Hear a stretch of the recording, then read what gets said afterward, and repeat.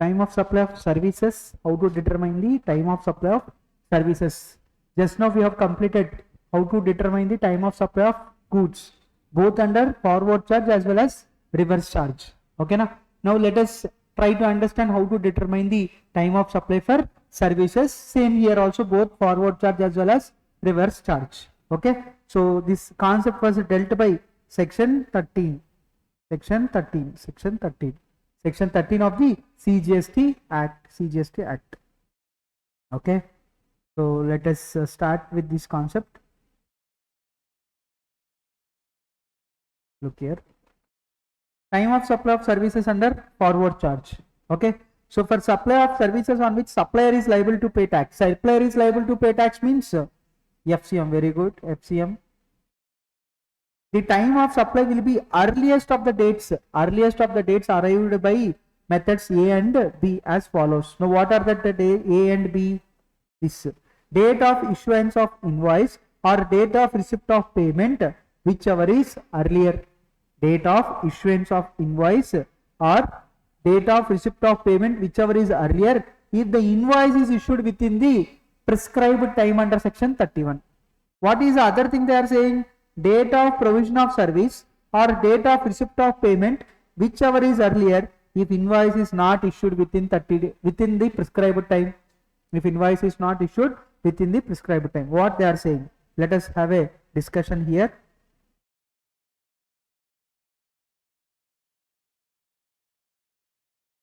Okay, so time of supply for services. Time of supply for services. In this also we are discussing what? FCM, forward charge mechanism. Forward charge mechanism we are discussing. Now for forward charge mechanism, what was the criteria how to look at was? First criteria, whether invoice was issued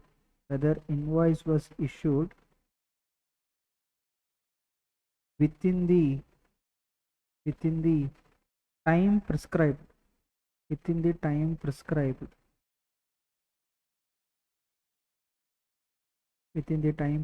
under section 31. Yes, it was issued within the times prescribed. Now what will be the time of supply?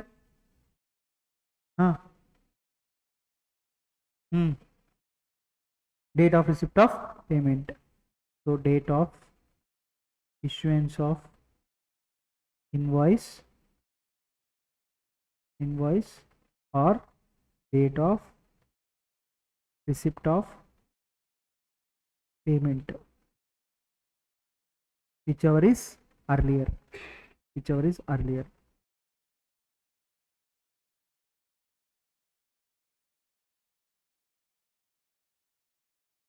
No, invoice was not issued within the prescribed time limit. Then date of provision of service.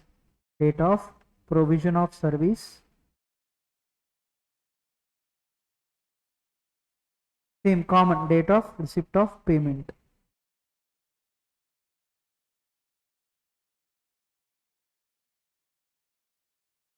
Whichever is earlier.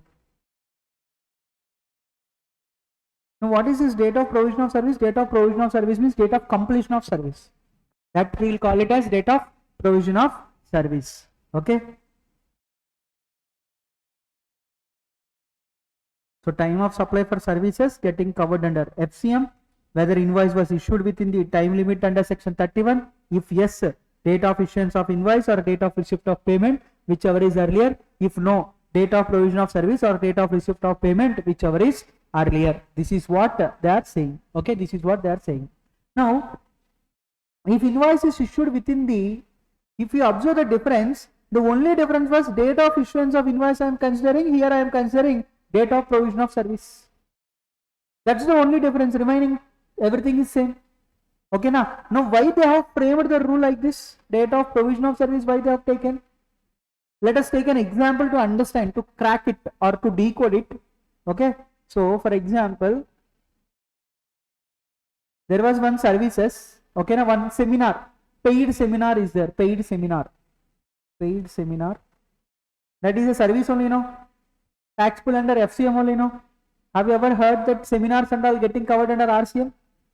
No. Okay, paid seminar is there. Now this paid seminar law, what are the things happened? What are the timelines that I will discuss now? Okay, date of provision of service. I mean, when this entire service was completed, date of provision of service was, say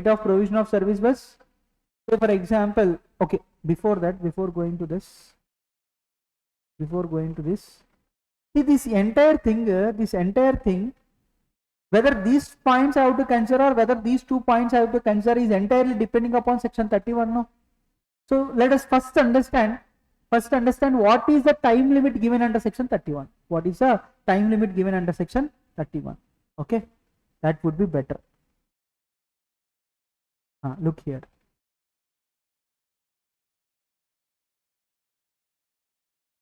Time limit for issuance of invoice for supply of services under section 31. The criteria to determine the time of supply of services depend upon whether the invoice within the time prescribed under section 31 following are the relevant provisions in this regard.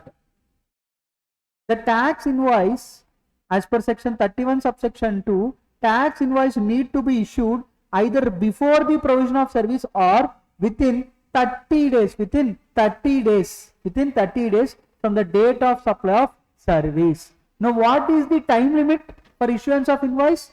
Either before the provision of service, before the completion of the service, or within 30 days from the date of completion of the service. It means you are having 30 days from the date of completion of the service to issue invoice as per section 31.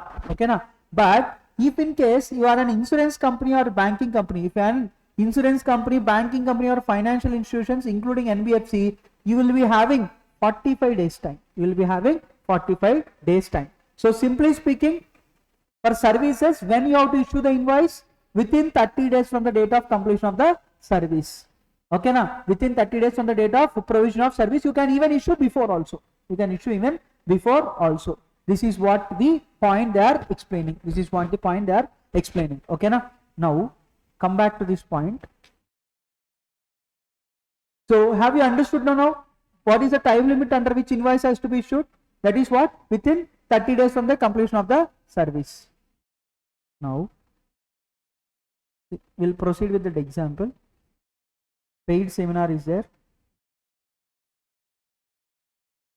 Okay, date of provision of service.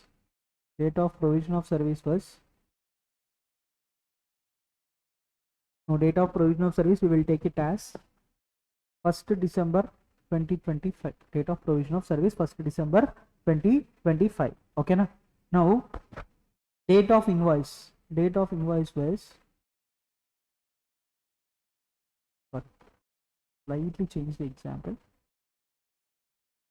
Date of provision of service we will take it as 29th November 2025. Okay, date of invoice was 15th December 2025. Okay, na? Date of payment was 16th December 2025. Now tell me, in this scenario, did they issue invoice within 30 days or beyond 30 days? Within 30 days only they have issued invoice, no? Yes or no? So they have issued invoice within 30 days. If invoice is issued within 30 days, this is what the pattern I have to follow, no? Now date of issuance of invoice or date of receipt of payment, whichever is earlier. In my example, what is the date of invoice? 15th. 15th is the date of invoice. When I have received the payment? 16th, no? 16th. Which is earlier? 15th. So 15th will become the time of supply. 15th December. Okay, na? Let us take a scenario where my date of invoice was not 15th. I have issued the invoice on, so 30 days beyond I have to write now. Let us assume I have issued on 2nd of Jan 2026. 2nd of Jan 2026 I have issued. 2nd of Jan 2026. Now tell me, invoice is issued within the 30 days or beyond 30 days? Within or beyond? Beyond, no. How can you call 29th November to 2nd January, what is the days involved? More than 30 days, no? Okay, na? No, more than 30 days. Have you understood, or I will repeat, listen. See, first thing you have to understood was whether invoice was issued within the time limit or not. Now, what is the time limit to issue invoice as per section 31 for services? Within 30 days from the completion of the service. When the service was completed? Tell me when the service was completed. 29th November, no? Why you are thinking, why you are taking so much time? You are telling the date, looking at the projector and telling the date. 29th November is the date of provision of service or date of completion of service. What is the date of invoice? 2nd Jan 2026. Okay, na? 2nd Jan 2026. Now tell me whether invoice was issued within 30 days from the date of completion of service or beyond 30 days from the date of completion of service. Beyond. Okay, na? Beyond means what I have to follow? This I have to follow. Yes, sir. No, as per this, what date I have to consider? Date of provision of service I have to consider. Now, what is the date of provision of service in this scenario? 29th November. Right here, 29th November. Date of receipt of payment when? 16th December. 16th December. Which is earlier? 29th November. So 29th November will become the time of supply. Interesting point is here only. Observe. So here what became the time of supply? 29th November. Here what it was? 15th December. 15th December means when I will pay the tax? December month tax when I will pay? Jan, 20th Jan, no? 20th Jan I can pay. But here, as I have not followed the law, as I have not followed the time limit, they have indirectly punished me. How they indirectly punished me? They kept that date of provision of service or date of receipt of payment, whichever is earlier they have set. Okay, now date of provision of service, what is the date of provision of service? 29th November. Date of payment was what? 16th December. 16th December, which is earlier? 29th November is earlier. November month, it is falling under the tax period of November. It is falling under the tax period of November. November month tax payments when I have to do? 20th December. So I am paying tax much earlier. I have to pay tax much earlier. As I delayed the invoice, okay, they have punished me indirectly by bringing my time of supply a bit earlier. Okay, now have you understood? Okay, now simple. If you don't understood the logic also, it's fine. Simple thing. Whether invoice was issued within the prescribed time under section 31 or not. If issued, date of invoice or date of receipt of payment. If not, date of provision of service or date of receipt of payment. See, I have given this logic so that you need not to by heart when you have to take date of invoice and date of provision of service. Able to understand? Always provision of service will be earlier no than the date of issuance of date of issuance of invoice, because invoice will be generally issued after the completion of the service only. Without completion of the service, you cannot issue the invoice under. Invoice will be generally issued after the completion of the service only. Have you understood the logic now? Okay, now. So time of supply for services. Okay, covered under FCM. You have to check whether invoice was issued within the time limit or not. Now, what is the time limit? Time limit is specified under section 31. What section 31 is saying? Invoice has to be issued within 30 days of the completion of the service. In case of banking companies, insurance companies, NBFCs and other financial institutions, instead of 30 days, they are asking you to take 45 days. If it was issued, then I can say that within time limit. If invoice was issued within time limit, how to determine the time of supply? Date of issuance of invoice or date of receipt of payment, whichever is earlier. If not, date of provision of service or date of receipt of payment, whichever is earlier. Simple. Clear? Okay, now can we move on to the next concept? Right.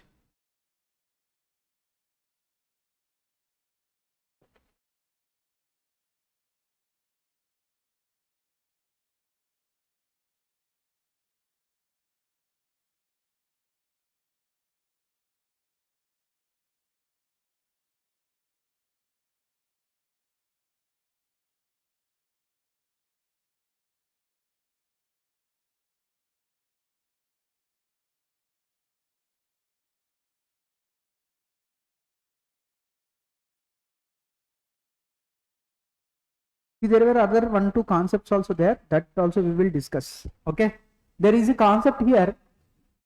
See, 30 days within the completion of the service is for non-continuous supply. Non-continuous supply of services. Continuous supply of services also will be there now. So in case of continuous supply of services, how to issue the invoice? This is very, very important. In case of continuous supply of services, how to issue the invoice? Before that, we have to understand what is continuous supply of services. What is continuous supply of services? This is very important. Now, continuous supply of services means very simple. I will ask you one question. Tell me now, construction services you are availing construction services. Tell me whether construction services is a continuous supply of services or non-continuous supply of services. Why it is a continuous supply of service? Construction services you are availing, you are taking it, let us assume you are taking it from me only. Now why you are saying that it is continuous supply of service? See, it can be anything, yaar, no problem. Tell me what is the logic for that? Whatever the logic you have applied, please let me know.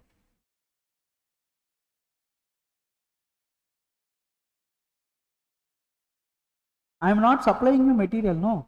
I am supplying you construction services.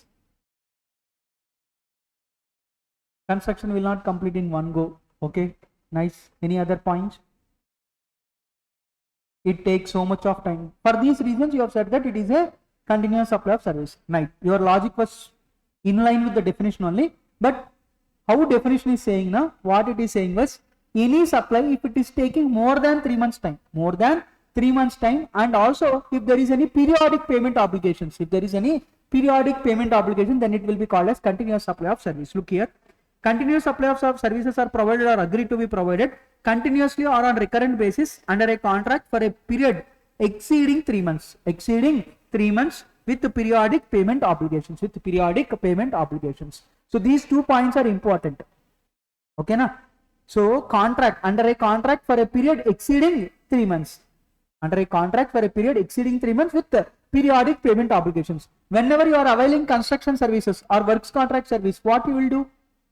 That will take more than 3 months time. The contract will be for a time period more than 3 months. And periodical payments you will do now. Based on the percentage completion, you will make the payments now. You will not make the entire payment before the completion, or you will not make the entire payment after the completion. During the course of constructions, you will release the payment step by step. You will release the payments step by steps. Okay, na? Able to understand? Can I call construction as a continuous supply of service? Yes, it is a continuous supply of services. Now, coaching services. Coaching services, can I call it as continuous supply of services? Why no? Very good. Periodic payment obligations. If everything you are paying in advance, or in a single installment, will there be periodic payment obligations? Yes. Okay. It may take more than 3 months time. I am not only talking about CA coaching. Any coaching you take an example, majority of the coaching centers, they are taking payment initially only. Entire payment they are taking initially only. There is no any periodic payment obligation for you. It may take more than 3 months time, or it may take more than 1 year also. That doesn't matter, because with the periodic payment obligations, exceeding 3 months with the periodic payment obligation, there should be periodic payment obligations only to be called as continuous supply of service.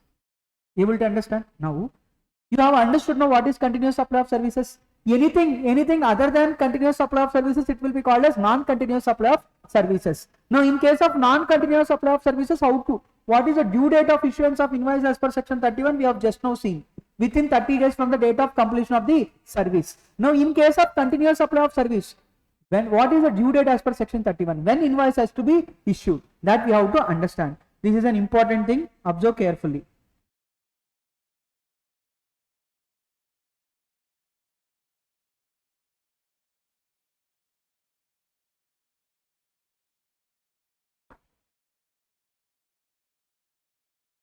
Look here, I have given the points here.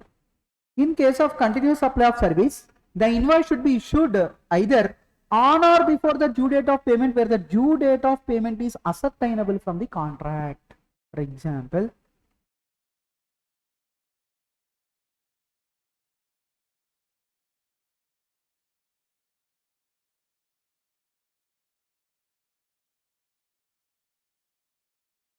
due date of payment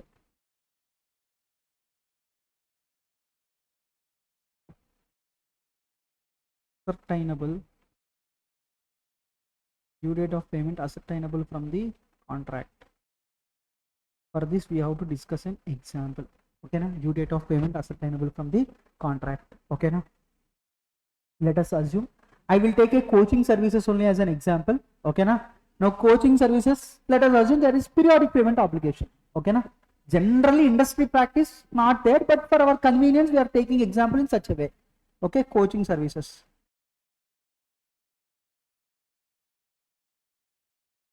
Coaching services. Now the entire fees, the agreed fees was, let us assume rupees 1 lakh. 1 lakh is the agreed fees.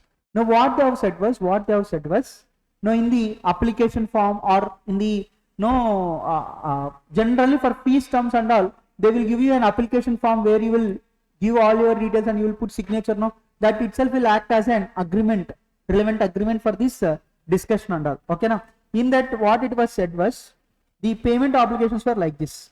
This entire 1 lakh at the time of joining,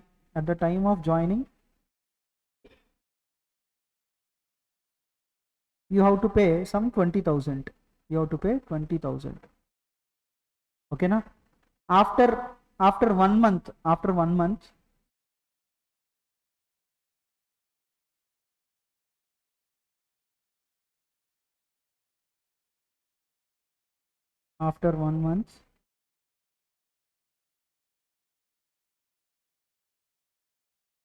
sorry,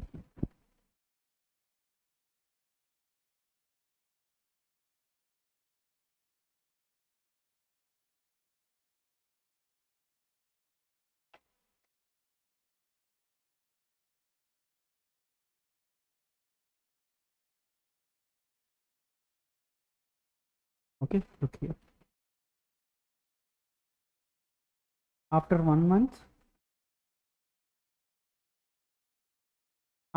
you have to pay another 20,000. Okay, after 2 months you have to pay 30,000. You have to pay 30,000. Okay na? After say like last term fee, you have to pay the balance. Now how much is the balance? 30, another 30,000, another 30,000 you have to pay like this. These were the payment, okay, intervals of payments. These are the intervals of payment given on the application form itself. Now tell me, this coaching will take a time of, I mean to complete this coaching it will take a time of 6 months. Now tell me whether it is a continuous supply of service or not. Yes, why? Period time to complete the service, the contract period is exceeding 3 months time, and there are periodic payment obligations, thereby it is a continuous supply of service. Okay now tell me, it is a continuous supply of service only. Now in continuous supply of service, due date of payment ascertainable from the contract or not in this scenario? See, you are supposed to pay me 1 lakh. 1 lakh, when you have to pay? 1 lakh, entire thing you have to pay today na, entire thing you have to pay after the completion na, or in intervals you have to pay. Is that ascertainable from the contract or not? It is ascertainable now. Just now I have said now, at the time of joining you have to pay 20,000. After 1 month 20,000. After 2 months you have to pay 30,000. Last term, last installment you have to pay 30,000. Now due dates of payment is ascertainable or not? Yes, it is ascertainable. Now if due dates of payment, if it is a continuous supply of service, and in continuous supply of service, how to determine the due date of invoice is what we are discussing. Now for that what they are saying was, they are dividing that into different categories. First category what they are saying was, whether due date of payment is ascertainable from the contractor. They are asking, yes, it is ascertainable. Now what the answer they are saying was, on or before the due date of payment, where the due date of payment is ascertainable. Here due date of payments are ascertainable, no? Ascertainable or not? Now as the due dates of payments are ascertainable on or before the due date. For example, after 1 month, let us assume after 1 month, today is what? Today it is 9th December. After 1 month means 9th January. for this amount, what will be the time of supply? 9th January 2026 on or before 9th Jan 2026 will become the due date to issue invoice. For this, what will be the due date to issue invoice? 9th February 2026 on or before 9th February 2026. Able to understand? Understood? Not understood? Okay. See, continuous supply of service. Up to here clear now? Whether how it is a continuous supply of service, you have got the clarity now? Okay, now continuous supply of service. Why we are discussing all these things? Continuous or non-continuous, or why we are discussing? To know what is the due date to issue invoice. Why we are discussing due date to issue invoice? To know the time of supply. Why time of supply? They are checking whether invoice was issued within that prescribed time or invoice not issued within the prescribed time. If it is a non-continuous supply of service, we have just now said that due date is what? Within 30 days from the date of completion of service. But in case of continuous supply of service, they are not saying 30 days. They are saying that they are divided that into 3 parts. They have divided that into 3 parts. Now that the 3 parts, first part was where the due date of payment is ascertainable. Okay, now second part what it is? Where the due date of payment is not known. Last part where the payment is linked to completion of an event. Like this they have divided. In case of continuous supply of services, when invoice has to be issued, what is the due date of issuance of invoice? That they have divided that into 3 categories. Now I have taken the example of first category. First category what they are asking was where the due date of payment is ascertainable or not. Periodic payment obligation will be there now. So due date of payment is ascertainable or not. Here in this example, due date of payment is ascertainable or not? Yes, due date of payment is ascertainable. Now if due date of payment is ascertainable, then the due date on which invoice has to be issued was on or before that due date. So here after 1 month 20,000 payment has to be done. So on or before this due date, invoice has to be issued. So I have to issue invoice either on 9th January 2026 or before. Why 9th Jan? I have taken 9th December as the starting day of the service. Today I have taken as the starting days of the service. That is the reason why the next due date I am taking 9th January, because after 1 month now your agreement is ascertainable now when you are supposed to make the payments and all. Due date of payments is ascertainable or not? Now clear or not? Okay, na? This is a scenario where due date of payment is ascertainable. Okay, na? Now what if due date of payment is not ascertainable? Look here. Where the due date of payment is not known. We have discussed a scenario where in case of continuous supply of service, due date of payments is known, one category. Due date of payments not known is another category. If due date of payments is not known, how to determine? Now what they are saying was, due date of payments you don't know. Just because there is no due dates, will you stop making payments? Will any service provider provide you service without taking payments? They will take payments now. That's why what they are saying was, before or the time when the supplier of service receives the payment. Earlier I said when I want payments. Now I didn't said. So as I didn't said, what they are saying now, when you are receiving payments, that dates I will consider as due date on which invoice has to be issued. Have you understood or not? Okay, now see, this is the fee structure. This is the structure followed by one college. 1 lakh is the fee, and they have given the periodic payments obligations when you have to pay. There was another coaching center. They are also saying 1 lakh only fees, but they didn't give this breakup. This breakup they didn't give. Coaching center number 2. There it is a continuous supply of service, but the due date of payments, is it ascertainable?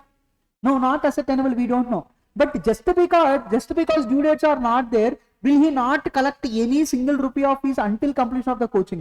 No, in meantime we will ask some fees and he will collect. No, whenever he is asking the fees, okay, on or before of that day will become the due date.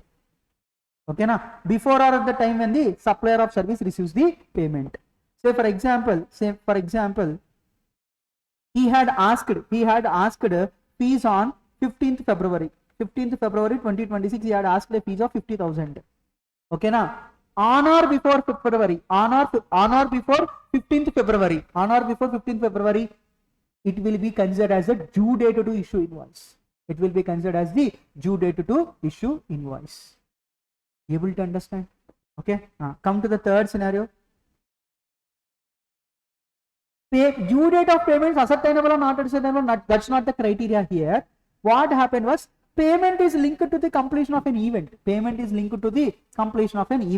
Now, I will give you a practical example. Generally, we can see this in construction. You gave a works contract of construction to some company or to some contractor. Okay, na? So the entire contract value was 50 lakhs. You gave him some 5 lakhs advance. Remaining 45 lakhs, what you have said now? 45 lakhs la. If you complete foundation, I will pay you 10 lakhs. If you complete the first floor, I will give you 20 lakhs. Now payment is linked to what? Milestone. Completion of an event. Payment is linked to milestone. That is completion of an event. Then what will be the due date to issue invoice? On or before the date of completion of the milestone. For example, the construction got started on 1st December. Okay, na? He completed foundation on 30th Jan. On or before 30th Jan 2026, you have to issue invoice. Foundation. First floor he had completed on 1st March. On or before 1st March, you have to issue invoice.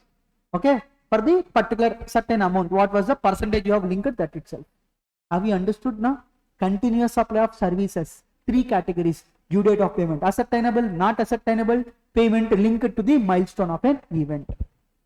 Okay, na? So all these things, why we are discussing? To know what is the due date to issue invoice. If you know the due date to issue invoice, you can check whether invoice was issued within the time or beyond the time. If invoice issued within the time, date of invoice or date of payment, whichever is earlier. If invoice was issued beyond the time, date of provision of service or date of payment, whichever is earlier. Clear? This is all for forward charge. Okay, na? Now, how to determine the time of supply of services for reverse charge? That we have to understand. No? Very simple that was.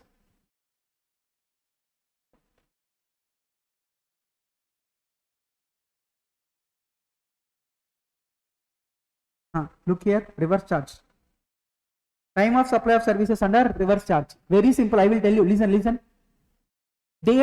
Time of supply of goods under reverse charge. What are the steps involved? Reverse charge of goods. What are the steps involved? Date of receipt of goods. Date of payment. Okay. 30 days following the date of invoice. Now for services, date of receipt of goods will be there. For services, receipt date will be there. So first point will not be there. Second, I'm bringing it from goods like this.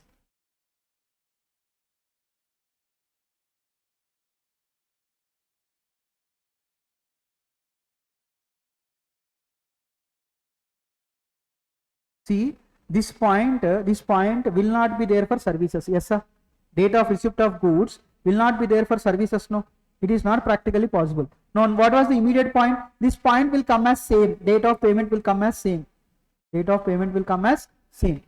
Okay, na? Now, 30 days from the date of service now. Okay, na?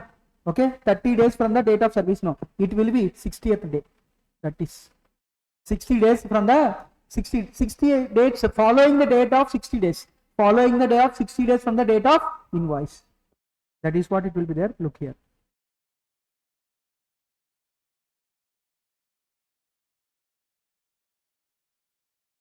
Time of supply of services will be the earlier of date of payments or date immediately following 60 days. See, date immediately following 60 days means 61st day. Date immediately following 30 days means 31st day. Okay, na? Date immediately following 30 days from the date of issuance of invoice. Okay, by the supplier. In case where invoice is required to be issued by the supplier. Okay, na? Okay, date of issuance of invoice by the recipient in case where invoice is to be issued by the recipient. Okay, na? See, sometimes what can happen was in case of services getting covered under RCM, okay, if supplier is an unregistered person, he may not issue the invoice. Then recipient itself has to generate an invoice. Okay, na? So if invoice is issued by the recipient itself, then what they are saying, date of issuance of invoice by the recipient itself, in case where invoice is to be issued by the recipient. This 60 days or 61st day will come only in a scenario where supplier is issuing the invoice. If supplier is issuing the invoice, you have to consider 61st day from the date of invoice. If recipient himself is issuing the invoice, what date you have to consider? Date of issuance of invoice by the recipient. Date of issuance of invoice by the recipient. Able to understand? Okay, now clear? We'll see some illustration. See, excuse me. Wherever date of payment comes, this point clarification will be there. Date on which payment is recorded in the books of accounts of the recipient of the service, or date on which the payment is debited from the recipient's bank account. Okay, na? See, recipient will make the payment now. When date of payment means when. Just now we have discussed now at goods point we have discussed it. Date of payment means date of record of payment in the books of accounts of the recipient, or date of debit in the bank account of the recipient, whichever is earlier, that you have to consider as date of payment. The same thing they are clarifying. Okay, na? Now another new important change came, that is section 31 subsection 3 F read with rule 47A. Okay, na? Now what is this point, na? Where an invoice referred to in rule 46 is required to be issued under section 31 subsection 3 clause F by a registered person who is liable to issue. What they are trying to say was, I have said no, in RCM there will be scenarios where supplier is an unregistered person. They will not issue invoice. Then you have to generate invoice, self invoice you have to generate. That invoice when you have to generate. Okay, na? That they are saying. The said invoice within a period of 30 days from the date of receipt of the said supply of goods or services, as the case may be. See, 31.3 subsection F is a scenario where supplier is an unregistered person. Section 31 subsection 3 clause F is a scenario where supplier is an unregistered person. If supplier is an unregistered person and that particular service is getting covered under RCM, recipient only should have to issue the invoice. Okay, now that invoice when recipient has to issue within a period of 30 days from the date of receipt of said goods or services. That is what they are clarifying. 31 subsection 3 clause F read with rule 47A. Able to understand? Okay, now right. That's it. Completed. Majority of the portion. 90% of the time of supply chapter completed. Okay, na? Easy and important. There are 1-2 small points also are there, that also we will try to cover and then we'll wind up. Okay. Yes, we will try to cover this. Try to close this chapter today itself. Okay.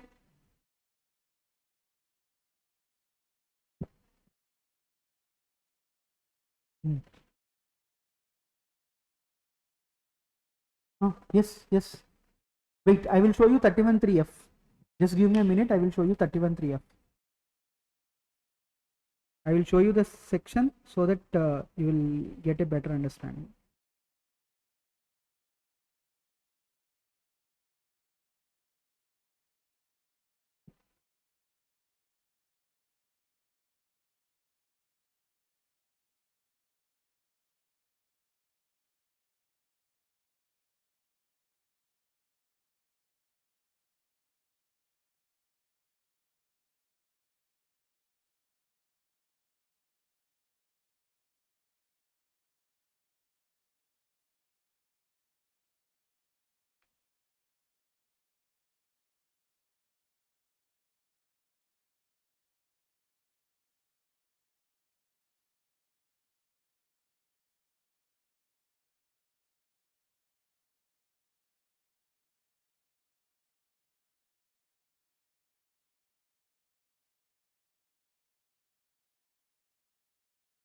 Section 31 subsection 3 clause F now. Look here.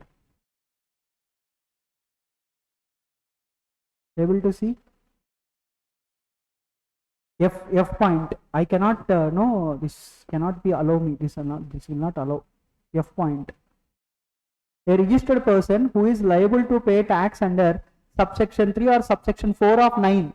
Section 9, subsection 3, section 9, subsection 4 talks about RCM only, no? Okay.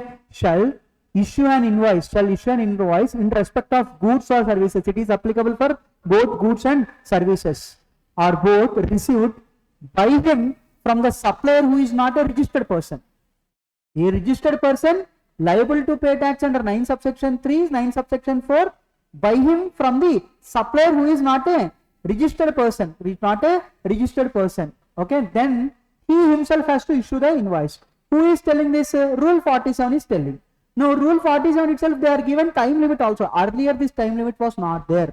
This was an amendment brought in the year 2024. Before that, there was no time limit to when to issue the invoice. They simply said that they have to issue the invoice, but they didn't kept any time limit. Now, what they are saying was, recently in 2024, they made an amendment and they are saying that the time limit within which you have to issue invoice was within 30 days from the date of receipt of goods or services.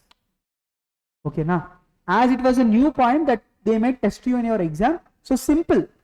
Okay, any goods or services, okay, getting covered under 31 subsection 3 clause F. Getting covered under section 31 subsection 3 clause F means supplier is an unregistered person. If supplier is an unregistered person, okay, you being a registered recipient, you have to raise the invoice. Now, invoice within how many days you have to raise it? Within 30 days from the date of receipt of goods or services. That's it. Clear? Right? You need not to bother much about this. Okay, na? Right? Okay. So let us also continue the, one second, na?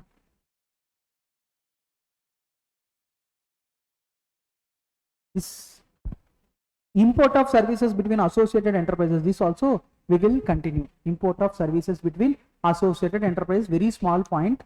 Okay, na? Now what is this associated enterprises? If you refer the definition of associated enterprises in GST, okay, if you refer the associated enterprise definition, now all the definitions will be there in which section? Section 2. Good. So A now it will be beginning only, associated enterprises. Now look here, associated enterprise, what they are saying? Associated enterprise shall have the same meaning as assigned to it in section 92A of the Income Tax Act. They are saying Income Tax Act they are referring. Okay, na? They also didn't explain. Now in Income Tax Act what they are saying was, two companies can be called as an associated enterprises if one can influence the other. One can influence the other one can influence or control the other, or both of them are under the control of the same entity. Okay, na? So then both of them will be called as an associated enterprise, and generally in this associated enterprise, one company will be outside India. One company will be outside India. Generally, these we will refer in income tax transfer pricing provisions. Okay. So in your CA final, whenever you are studying transfer pricing provisions, there you will be discussing detailedly. As of now, this level of understanding is enough. Okay. Don't go much deeper and all. Okay. So now look here. Import of services between associated enterprises. Now the company which is controlling me, my parent company is outside India and I am in India. Now that company is exercising control or influence on me, and that country is outside India, that company is outside India and me is in India. Now can we both call as associated enterprises? Yes, sir. Both of them are called as associated enterprises. Now what they are saying? In case of services received from an associated enterprises located outside India, the time of supply shall be date of payment for the service, date of payment for the service, or the date of entry of the service in the books of accounts of the recipient, whichever is earlier. Date of payment for the service or date of entry of the service in the books of accounts of the recipient, whichever is earlier. In these two, whatever is earlier, that we will consider. Okay, na?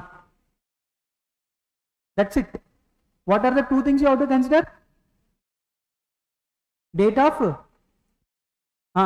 payment for the service or date of entry of the service in the books of accounts of the recipient.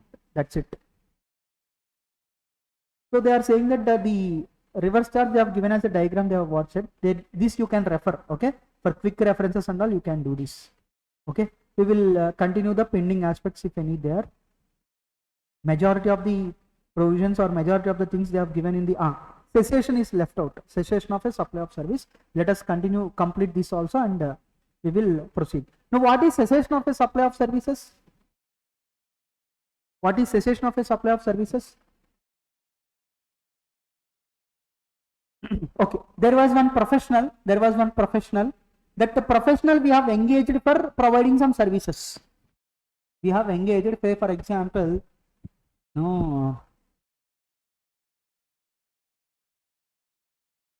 we can take the example like a movie production company is there. Okay, they are taking the services of a person who is expert in audio, sound recording, or music director. We will take a classic example of music director. Okay, na? So a movie is taking services of a music director. Okay, na? So they have announced that this person is the music director of this film.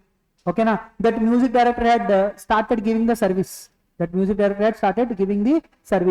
Now, after some time, generally we'll see, sometimes what will happen, they will change the music director in the mid of the film, or they will change the actor and actress in the mid of the film. Actor they will not change generally, actress they will change, or director will be changed in the mid of the film. Rarely these things will happen. Okay, na? Now in that scenario, all of them are providing independent professional services only. There will not be any employer-employee relationship. There will be only professional relationship. 194J will be used, okay, for the payments and all. So now here, let us assume a director had worked for a film for some days and he had left out. His remuneration was 10 crores for the film. He had left the project after half of the completion of the project. No, this is what? Cessation of the service. Even though it is a cessation of the service, for whatever the time period he had provided the service, he has to be paid. Now in this service, what will be the time of supply? What they are saying was, in case of cessation of supply of service, before completion of the movie itself, he had went out of the project. No, the invoice should be issued at the time when supply ceases to the extent the supply made before such cessation. Now, when you have to issue invoice, the time when supply ceases. 1st December, the supply got ceases. He had announced that he will move out of the project. Whatever the balance amount we are payable to him now, for example, 10 crores is his remuneration, 1 crore already given as an advance. Now he had a part of the project for half time, 4 crores is still liable. For that entire 4 crores, you have to issue the invoice on 1st December. Why 1st December? That is the date on which he had ceased from the project or ceased from the service. Okay, na? That is how the time of supply will be there in case of cessation of the services. Have you understood? Right.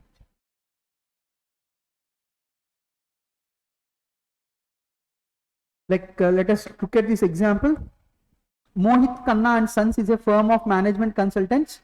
The firm enters into a contract with Spark Private Limited. Okay, on 1st September for providing consultancy services. Provision of services get completed on 15th September. Invoice for the service is issued on 20th September and payment is received on 10th October. Since whether invoice has been issued within 30 days or beyond 30 days. When the service got completed? 15th December. Provisional service get completed on 15th September. Invoice was issued on 20th September. Invoice was issued within 30 days. If invoice issued within 30 days, date of invoice or date of receipt of payment, whichever is earlier. Okay, now what is the date of invoice? 20th September. What is the date of payment? 10th October. Which is earlier? 20th September. 20th September being the earlier date of receipt of payment. Okay, now if in above example invoice is issued on 20th October. Now 25th October means after 30 days. No. After 30 days, date of provision of service or date of payment. Now date of provision is what? 15th September. Date of payment is what?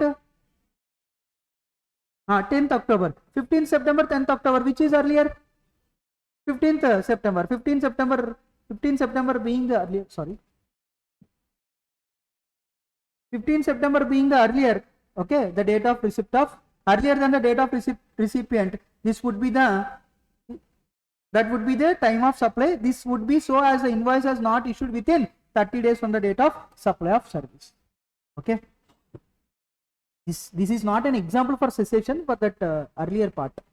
Even I thought it is as example for cessation and I started. Okay. Anyway. There is another small point also pending. This also will complete now. In case of insurance companies, banking companies, financial institutions, NBFCs, telecom companies, notified supplier of services making taxable supplies between distinct persons as specified under section 25. Who are called as distinct persons? We have discussed this part in while discussing schedule 1. Who are called as distinct persons? Two GSTs with same PAN. Okay. So, for example, branches of one company. One branch is in one state, another branch is in another state. So, these two will be considered as distinct persons for GST purpose. Now, what they are saying was, insurance company, banking companies, financial institutions making taxable supplies between distinct persons, then invoice may be issued before or at the time of recording such supply in the books of accounts, before or at the time of recording such supply in the books of accounts, or before the expiry of the quarter. Okay. So on this, any of these two they can issue the invoice. Not much important, just as a point you have to consider. Okay.